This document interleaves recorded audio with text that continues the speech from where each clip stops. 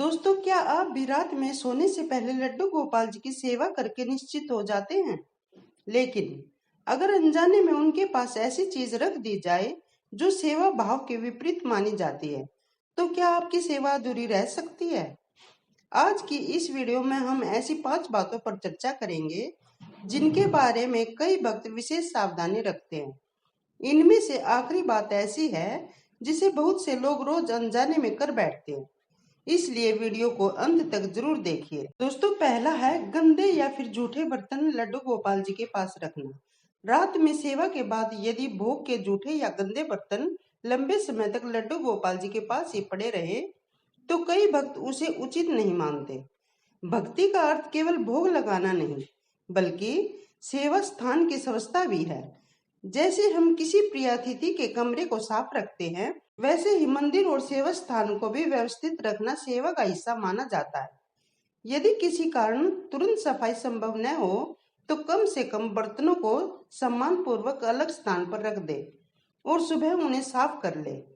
लेकिन अब जो दूसरी चीज है वह लगभग हर घर में होती है। लोग उसे सामान्य समझकर वहीं छोड़ देते हैं, जबकि कई भक्त इससे बचने की सलाह देते हैं। दोस्तों, दूसरी है तेज गंध वाली वस्तुएं।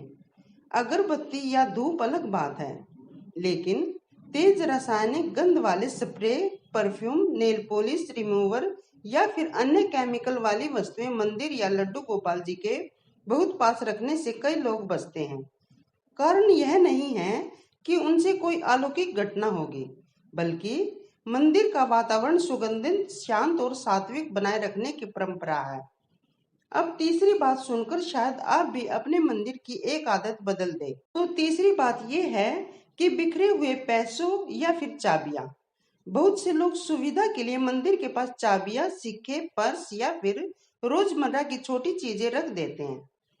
परंपरा में मंदिर को स्टोर या सामान रखने की जगह नहीं माना जाता। वहां केवल पूजा और सेवा से संबंधित वस्तुएं ही रखना उचित समझा जाता है। चौथी बात का संबंध केवल सफाई से नहीं है, बल्कि सेवा भाव से भी जुड़ा है। दोस्तों, चौथी बात है खराब या फिर मुरझाए हुए फूल। यदि सुबह चढ़ाए गए फूल रात तक पूरी तरह मुरझा जाए या उनमें दुर्गंध आने लगे तो कई भक्त उन्हें समय पर सम्मान पूर्वक हटाने का प्रयास करते हैं। लेकिन ताजे और स्वच्छ पुष्प अर्पित करना सेवा का महत्वपूर्ण भाग माना जाता है। दोस्तों, अब बारी है 5वीं और सबसे महत्वपूर्ण बात की।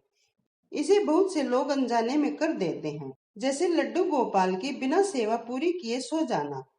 सबसे महत्वपूर्ण बात किसी वस्तु की नहीं, बल्कि सेवा की पूर्णता की है।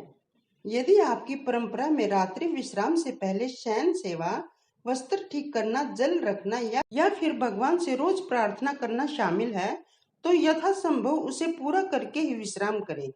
यदि किसी दिन समय या परिस्थिति के कारण पूरी सेवा न हो पाए तो अपराध बोध की बजाय सच्चे मन से लड्डू गोपाल जी से क्षमा प्रार्थना करें।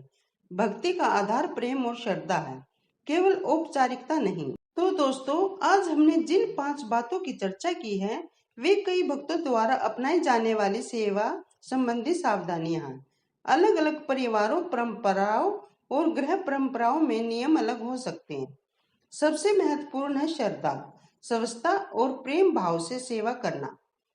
दोस्तों, अगर आपको यह वीडियो उपयोगी लगी हो तो कमेंट में राधे राधे जरूर लिखें और बताइए कि आप रात में लड्डू गोपाल जी की कौन सी सेवा अवश्य करते हैं।